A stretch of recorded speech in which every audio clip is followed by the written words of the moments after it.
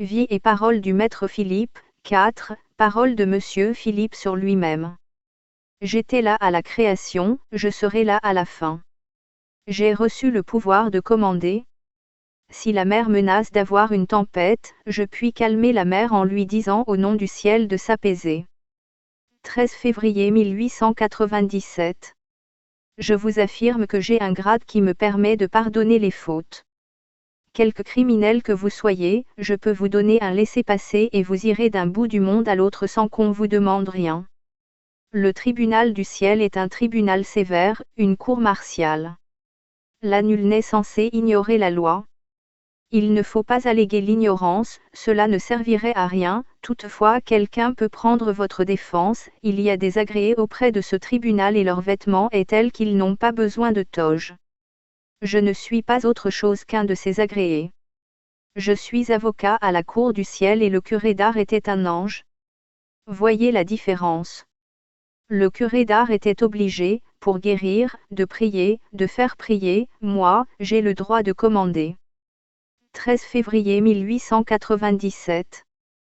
Quand même ce que je vous dirai ne serait pas, Dieu vous donnera ce que je vous ai dit. Il le créerait pour vous.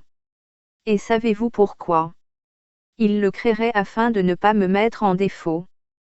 Si un régisseur a un employé et que cet employé vous donne quittance de votre loyer puis s'en aille, et que le régisseur vous appelle ensuite pour payer votre terme, vous n'avez qu'à lui montrer la quittance de son employé et vous êtes quitte. Mon ange gardien, c'est Dieu. Aussi vos anges gardiens ne peuvent-ils voir le mien? Je suis le seul à n'avoir pas d'ange gardien. Non, je ne vous ai jamais dit que j'avais été l'un quelconque des apôtres du Christ. Je suis un pauvre pécheur du temps de notre Seigneur Jésus, j'étais avec les apôtres, voilà tout. Beaucoup d'entre vous pensent que je suis Jésus ou presque lui-même. Détrompez-vous, je suis le chien du berger et le plus petit d'entre vous. Quelqu'un dit, pourquoi dites-vous toujours ainsi? Parce qu'en effet je suis tout petit et c'est parce que je suis petit que Dieu exauce toujours mes prières, tandis que vous, vous êtes trop grand, et c'est pour cela aussi que Dieu ne vous entend pas. 21 juillet 1894. Jésus est venu établir le règne de la charité et je suis venu pour consolider ses lois, 19 février 1894. Je suis plus vieux que vous tous, vous devez croire tout ce que je vous dis, 15 janvier 1901. Pourquoi doutez-vous? Il est en mon pouvoir de lever le rideau qui sépare ce monde de l'autre monde et de vous en donner des preuves. Quand vous serez aussi vieux que moi, vous en ferez autant. Il faut avoir un doigt long pour toucher. Ce que je fais, vous le ferez aussi, si vous aimez votre prochain comme vous-même. Je n'ai pas suivi la même voie que les hommes, c'est pourquoi je n'ai aucun mérite, je suis tout petit, le plus petit, je suis le plus vieux de vous tous. Personne de vous n'est aussi petit que moi. 11 février 1902. Je suis le plus petit de tous et, si vous voulez que Dieu vous accorde ce que vous lui demandez, ne soyez pas plus grand que moi.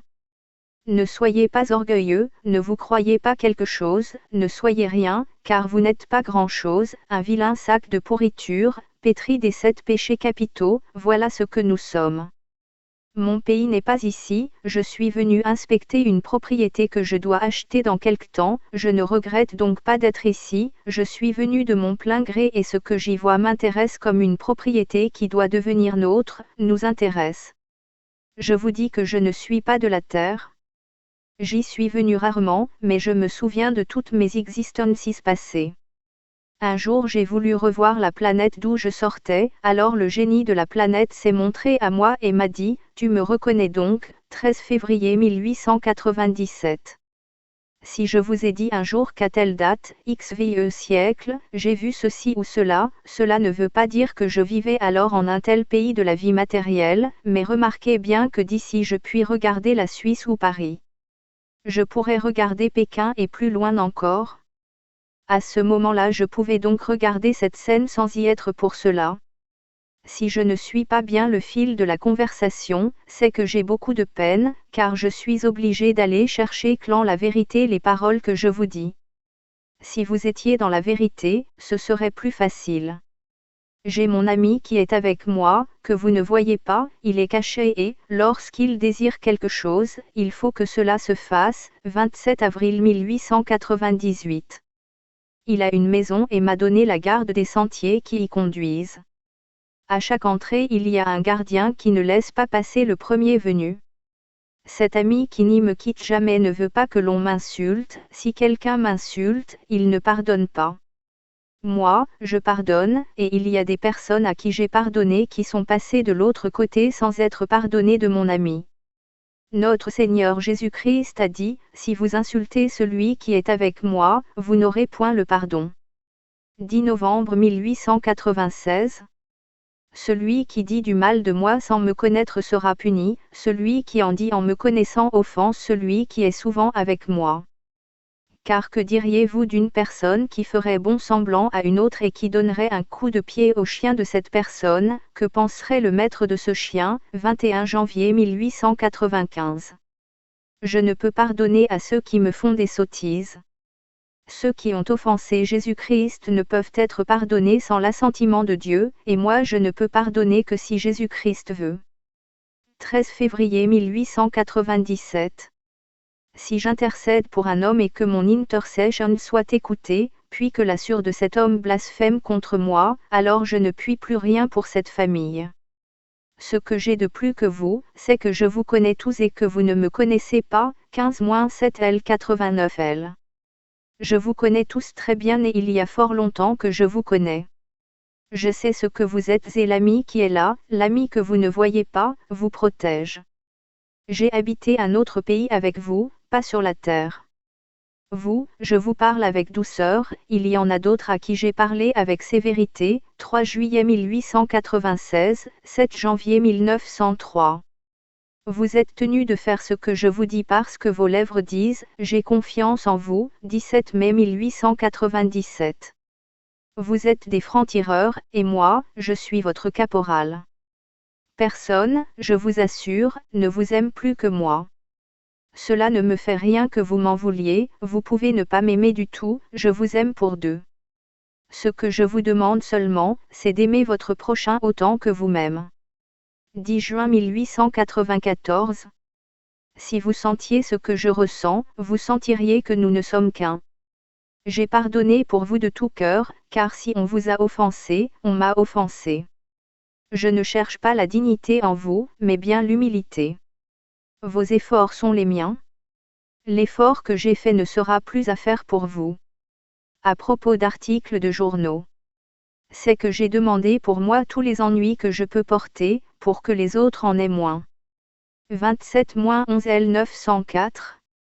Je suis venu comme le bon médecin, non pour guérir ceux qui ne sont pas malades, mais bien pour ceux qui souffrent et pour aider ceux de bonne volonté à faire non seulement tout ce qu'ils peuvent, mais plus qu'ils ne peuvent. Ne faire que ce qu'on peut n'est pas suffisant. 27 décembre 1894.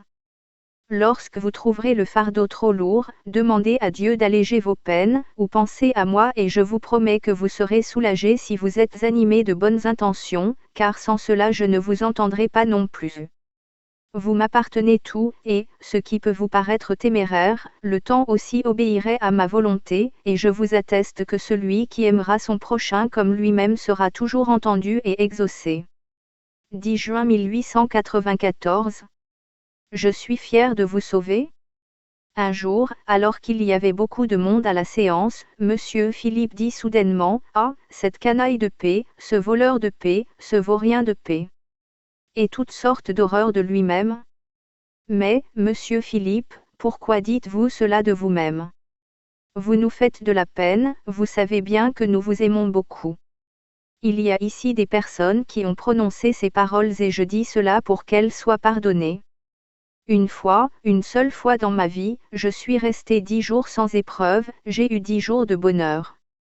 Alors j'ai pleuré et j'ai prié parce que je me suis cru abandonné de Dieu, et j'ai supplié pour avoir des épreuves.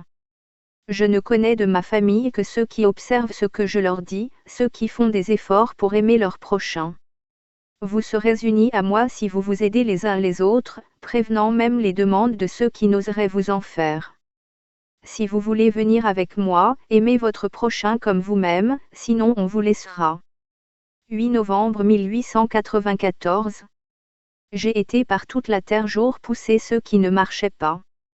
7 janvier 1903. Vous êtes sous mon empire et tout vous marcherez. Ah, on vous fait des sottises, on vous bafoue, qu'est-ce que cela fait? Le Christ aussi a été bafoué, mais lui, cela ne fait rien, tandis que vous, c'est une autre affaire. Ah, que ceux qui sont revenus après l'avoir bafoué ont eu à souffrir. Si vous ne faites pas ce que je vous dis, le ciel vous punira. Si vous faites ce que je dis, vous aurez de grandes épreuves, mais vous viendrez avec moi. Ne craignez pas de me perdre, j'ai un pied au fond de la mer, un sur la terre, une main vers vous et l'autre vers le ciel. Donc vous me retrouverez toujours. Je serai toujours avec vous, non pas devant vous, mais avec vous. Je vous ai promis que je serai toujours avec vous et je vous le promets encore, et je jure qu'aucun de vous ne sera damné. 2 décembre 1902. Si vous vous perdez, j'irai vous chercher partout où vous serez, serait-ce même au fond du grand enfer. Dieu ne nous a pas créés pour nous mettre dans le feu éternel, pour nous perdre. Du reste, s'il est quelqu'un de vous qui se perde, je vous promets, je vous proteste que j'irai moi-même le chercher là où il sera. 29 janvier 1902. Dieu m'est témoin que vous ne rentrerez pas au ciel sans m'avoir revu. 1896. Vous êtes sous mon empire et je n'entrerai au paradis que lorsque vous y rentrerez vous-même, et vous y entrerez tout. 26 décembre 1894. Aimez-vous les uns les autres, et je vous promets qu'à votre mort une seule pensée de vous m'amènera vers vous. Je serai là, 10 novembre 1894. Je suis la porte, personne ne peut mourir sans me voir, sans que je le voie. Je suis au seuil de la mort, c'est pourquoi il est impossible pour tous de ne pas me voir en mourant. Tous doivent passer devant moi pour aller au ciel, car tous doivent passer sur le chemin où je suis.